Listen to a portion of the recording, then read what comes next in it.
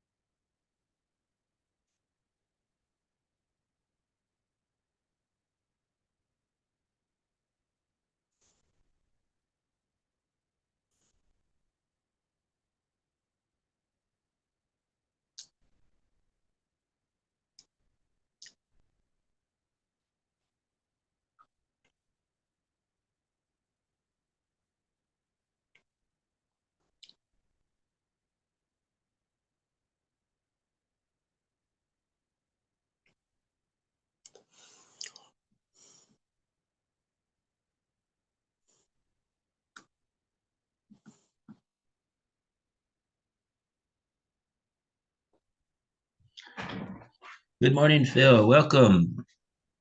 Good morning. Okay, Shvua Tov.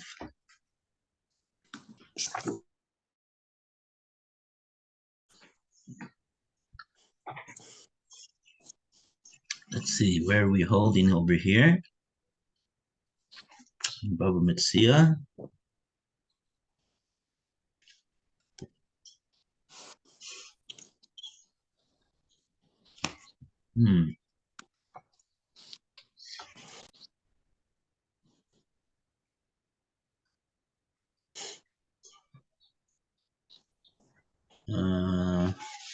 Lav Kal V'chomer, V'ekad Meimar.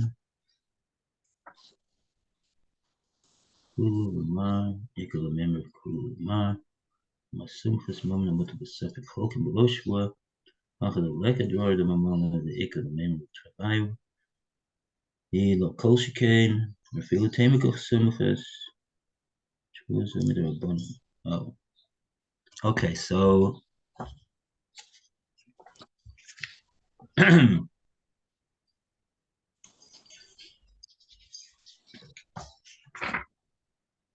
did we get up to Ikala Meimar?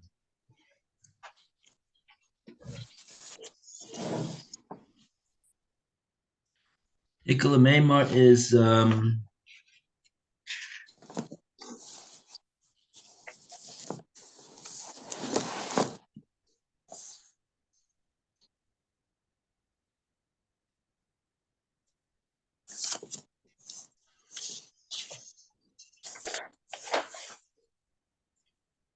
it's the first words in the fourth line from the top.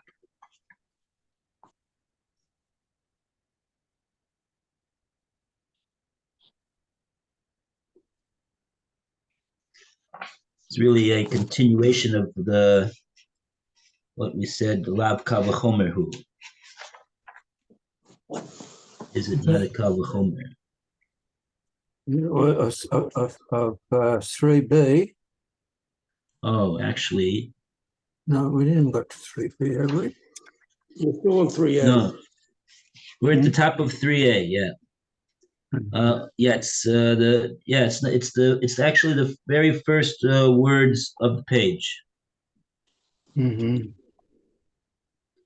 Ikla Meimar. It's really a continuation of what we said on the previous Amar Blav Kava Chomerhu.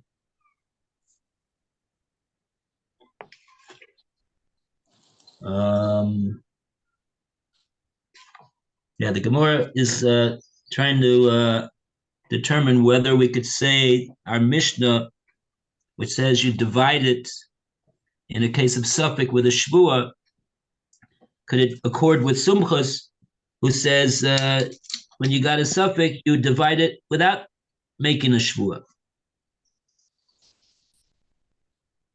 So the Gemara said that on the bottom of you could say that our Mishnah is like Sumchus, based upon the drawer, the Mamona. There's a Chisorin and Mammon, and the Gemara asked on that. Really, it's the opposite of that. Lav Kavachomerhu, isn't it all the more so? Based upon what you've said with this drawer, the Mamona. According to the principle of drawer and Mamona, Rashi explained the principle of drawer and Mamona is talking about a case where with the goring of the shore of the para and the uber betzida, the fetus on the side, that over there Sumchus argues with the Rabbanan. The Rabbanan say Motzi Mechaber Olav Araya, and Sumchus says he says over there Maman Amutu B'Safik Chokin.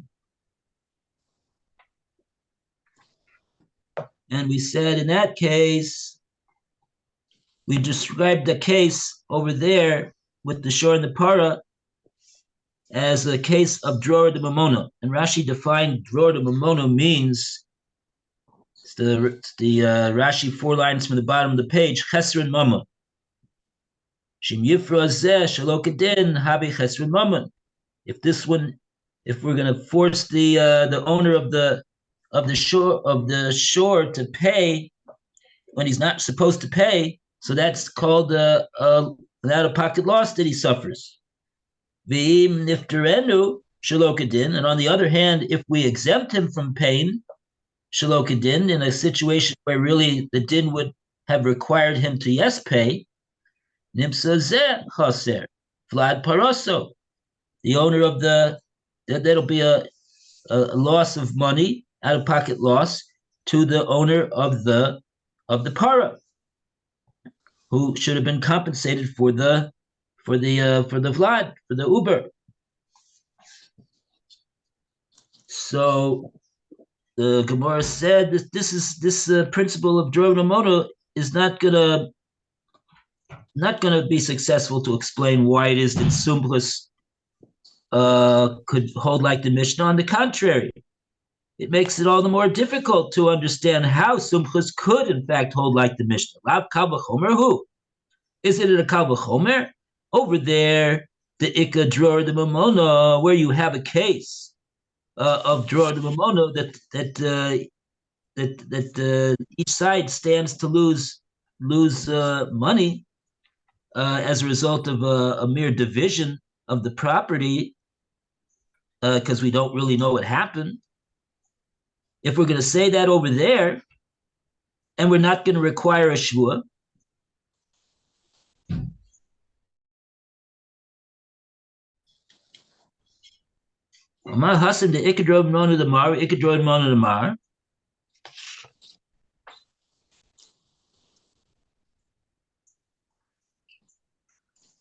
oh, it's a continuation. It's really a continuation. It's not a new thing. Over there, in other words, where we say that there's a potential that each one of them could lose out,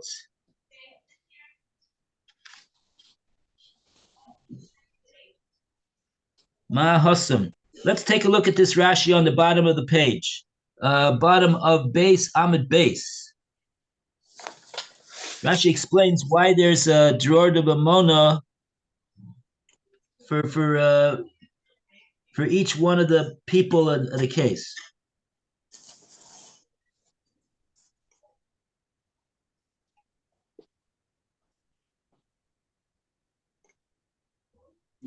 See where we are, Phil? Yeah, the Machasam, the Ika, Rora, the Mona. Yeah. Okay, and that there is, when there is this loss of money. Hazel And Shalak let's say, seed, which agrees that Lou, Chetzi Shalo, his half, Kedin, Ata Machsarin, you Machsoro money. You're gonna be losing money.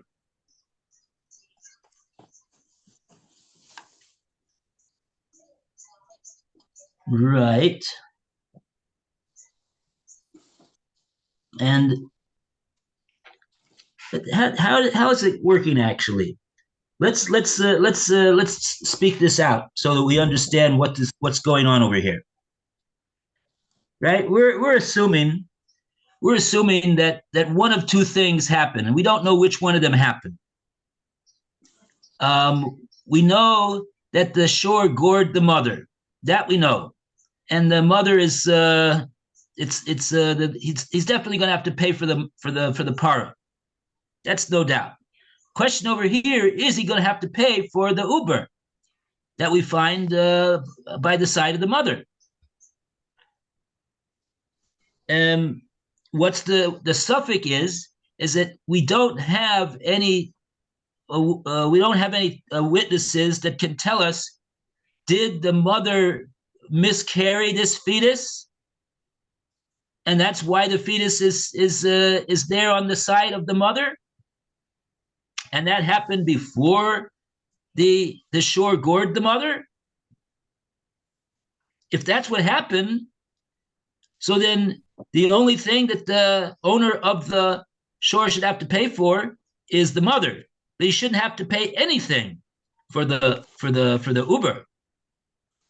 So if you're gonna split it down the middle, really, what's gonna happen? Gonna split down the middle and have him pay chetzi. So he's the owner of the shore is being asked to pay shelo kedin, right? And on the other hand, if the whole reason why the Uber is on the side of the mother is because the mother it came out as a result of the goring, so then the owner of the shore should have to pay 100% for the Uber. And in that case, this that you're asking him to pay only half, that's going to end up to be a drawer de mamona, a loss of money to the owner of the para. So there's no way, if you're going to divide it, that you're going to come out with a correct disposition of the case. Somebody's losing, no matter what you do. No matter what happened, you're losing if you say divide it half like that. And even in that case, we're saying that, yeah, we'll divide it, and there'll be no shvua for it either. They don't even have to swear. Okay, so now if that's the case with the shore and the para and the Uber. Oh, now we go over to Gimel, and the Gemora is continuing to talk about the shore and the para. Ve'ikala meimar. So let's have Roy read Ikala meimar on the top of Gimel Amid Aleph, please. Okay. Ve'ikala meimar, kula lema, ve'ika lemema kula lema. And furthermore, it can be argued that it belongs entirely to one or entirely to another. Pascal says, that is, the money in question, the monetary value of the fetus, certainly belongs entirely to one of the litigants. Omar Sumchos Mimon Hamuto besofek, halakin, below, shavua. Still, Sumchus said that in the case that money in doubt is divided without an Sumchus said in that case that money in doubt is divided without an oath.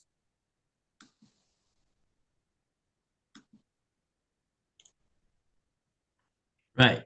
That's the case where Sumchus says that there'll be a division, even though we know that one of the parties is losing out as a result of that division. Still, we'll say we'll make a division, and we won't require anyone to make a shvua in order to get their half. No shvua necessary, according to Sumchus. If so, that's what Sumchus holds, even in a case where there is a dror de mamona.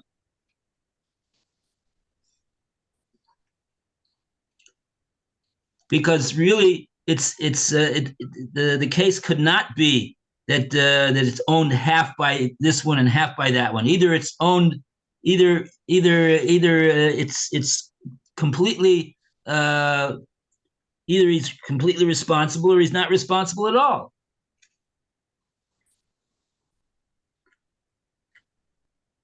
Now we go to let's go to the next case, which is our case of the Mishnah with the talis.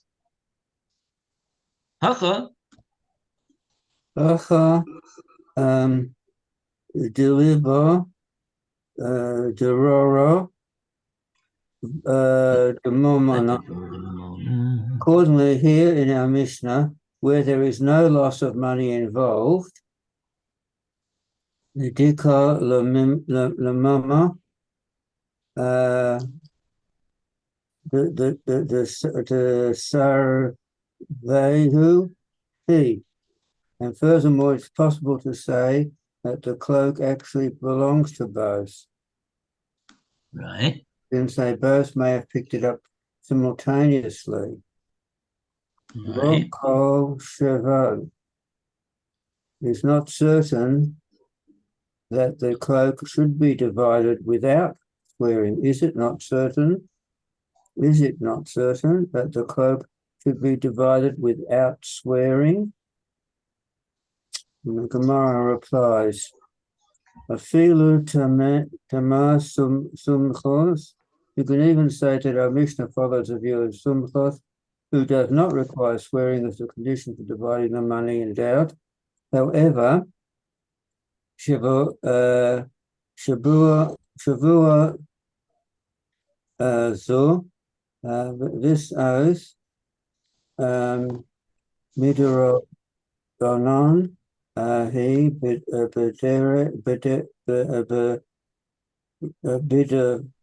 Rabbi Yochanan. However, this oath that our Mishnah imposes is a special rabbinic measure, as Rabbi Yochanan taught.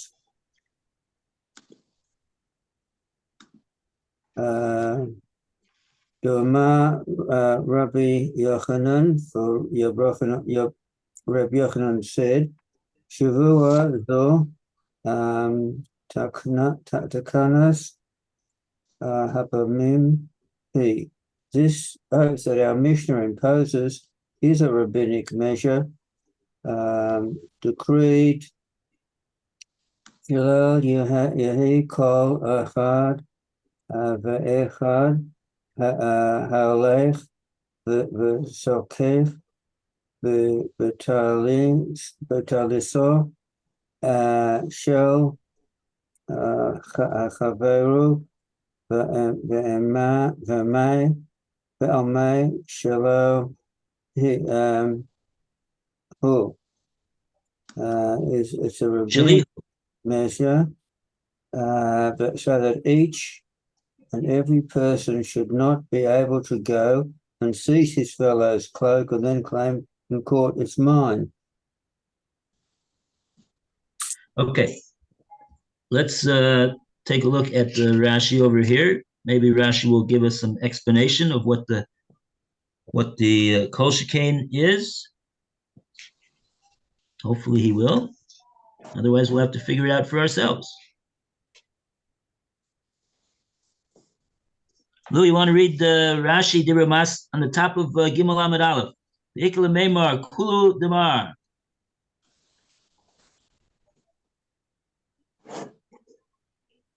There is to say that all of it is like Mar. Kule Demar. Va'od al karkach o kule demar o kule demar afilu hacha cholkin below shavua. And furthermore, you are forced to say either all of it is Damar. What's Damar? According to that one, according to this, belongs to this one. All of it's it this is person. according to Mar. Mar is one of the people. There are two people. One is called Mar and the other one's called Mar. To one of the owners, one of the people who are making the claim. Well, in this case, we're talking about the two Mars. One Mar is the owner of the shore that gored the para, and the other Mar is the owner of the para that got gored. And the issue is, what's the responsibility of the Uber, which is on the side over here? Which is there? Is it like we said before? Did the goring take place after the mother miscarried, or did the goring cause the mother to miscarry the fetus? So in whichever way you go, it's going to be perforce kula damar or kula damar. Either he's going to be 100%. All of it belongs to the owner of the ox, or that gored, or all of it belongs to the owner of the ox that was gored. Even here, divide without a shavua. Yeah. Even though you cannot say that it should be half and half, nevertheless, you're going to divide it. And not only are you going to divide it, in this case, without a shvua, which is going to cause a loss to one of the parties, but you're going to do so without either one of them having to make a shvua for it. Well, they can't make a shavua. Nobody knows what happened. True, they can't make a shvua but we're talking about the fact that, okay, so this is what we have to really understand. Rashi's not giving us any hints over here, at least that I can see from these words. We need to understand what the kal v'chomer is over here. There's a kal v'chomer. The Gemora is saying that if in this case Sumcha says that no shavua is necessary, we're going to make a division, then all the more so Sumchus would say, in our case, that we would not make a shvua. Now, what's the kol shekain to the case of our Mishnah? That's the next Rashi. Hacha the leka dror the mamona. Here, that is not a loss of money. V'od de'ika lememar de tarvaihu behade hadadi agbeho Agbuhu. Agbahu. And furthermore, there is to say that both of them, what is Hadadi? At the same time. Both of them at the same time, Agbahu, I don't know what Agbahu is. You'll Picked it collect up. Agba. Picked up the talus. Yeah, they not really, it doesn't mean at the same time, literally. It means bahadedot together. They together, they picked it up together. And the meaning is that they picked it up together at the same time. So there, in other words, that's a distinct possibility, says the Gemara. In other words, according to that, the division that the Beis Din would be making in this case would be actually the correct ruling, and wouldn't involve necessarily any loss of money to either side. So this case that we have in our Mishnah is not a case of drawer to mamona. So this is the Kal V'chomer.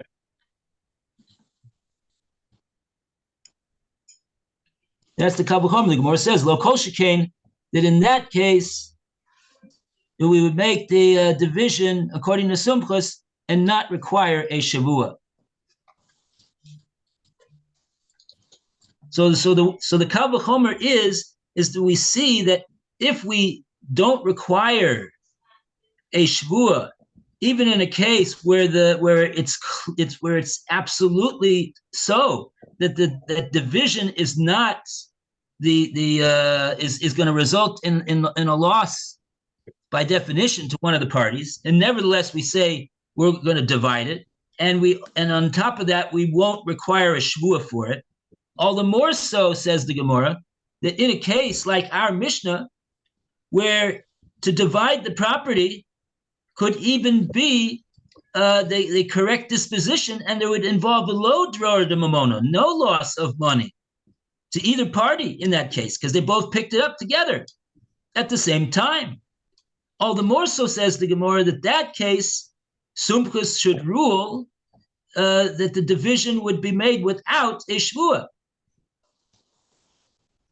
Now, do we understand that Kal V'chomer now? Does that Kal V'chomer make sense? I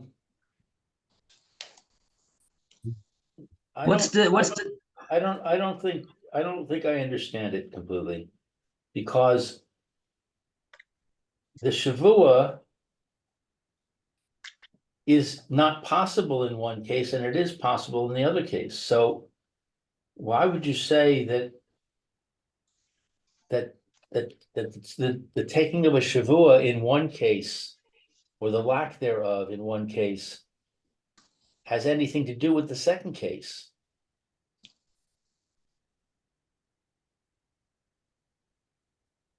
You're saying that it's not relevant to talk about a shvua in the case of the shore in the park, because they weren't there. Certainly, right. We're not going to have them make a shvua. Right, exactly.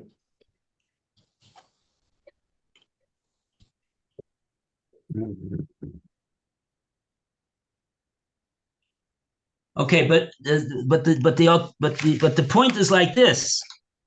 True, they can't make a shvua, but maybe if because of the fact that the case is such a thing that if we're going to divide it, we know there's going to be somebody who's going to lose money, right? Right. So very good. We don't have anybody to make a shvua over there. But you know what we should say instead of dividing it without a shvua, because nobody can make a shvua? What should we say? The Beis Din should say, hey, we're not making a division in this case. We're not gonna make a division in this case. We can't do that. Somebody's losing out for sure. Like the Chachamim who argue with Sumchus. The Chachamim say Hamotzi Mechaver Alav Araya. We turn to the owner of the para, who now has a fetus on the side over there, the para, and say, look, prove you want money, you want additional money out of this guy who owns the shore. Prove it. Why does Sumchus say make a division? But Sumchus says make a division.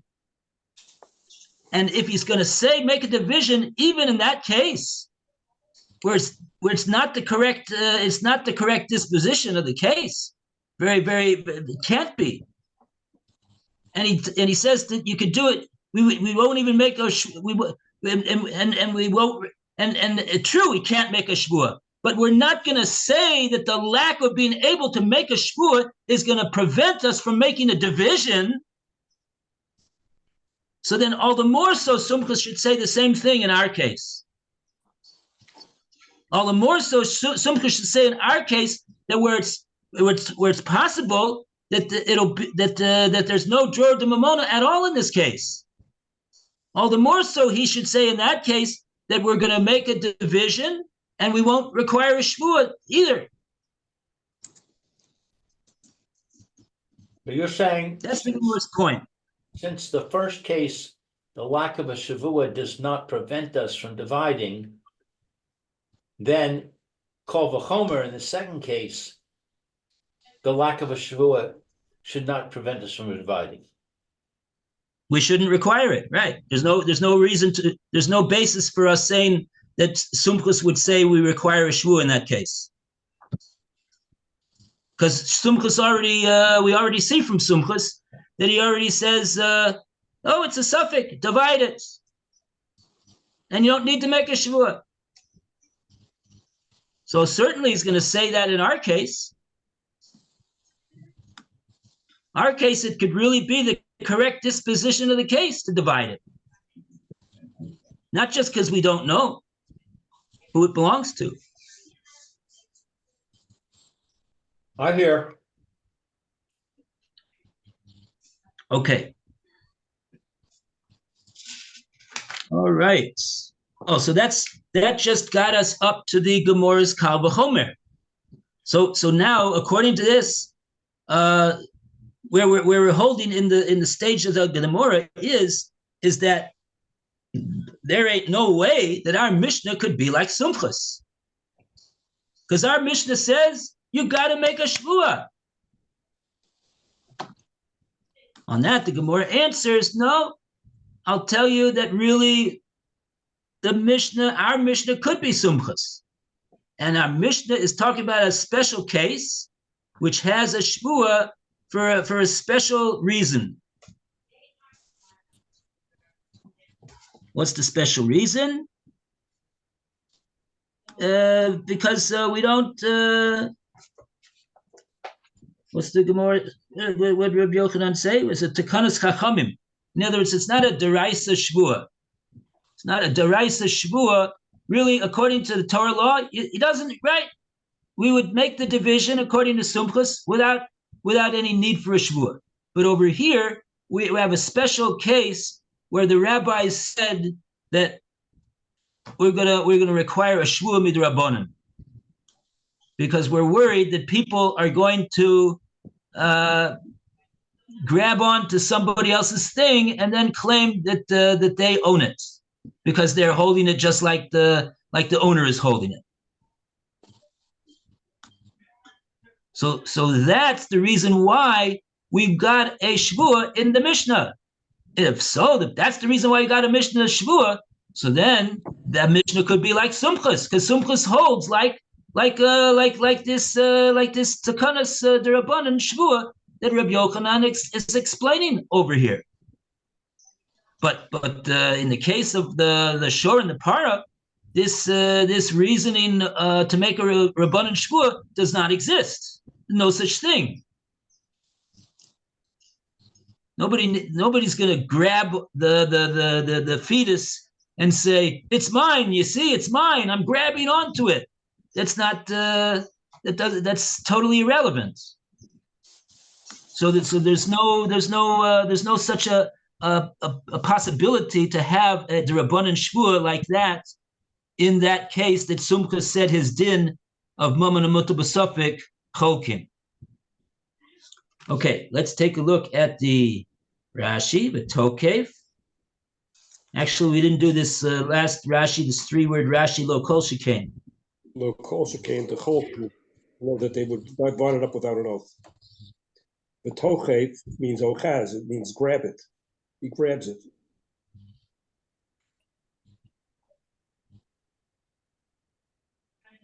Right. Okay. Oh, I see. And then the next thing that Rashi says is the Rabbi Yossi. That's the Weiter Gemora. Okay. Okay.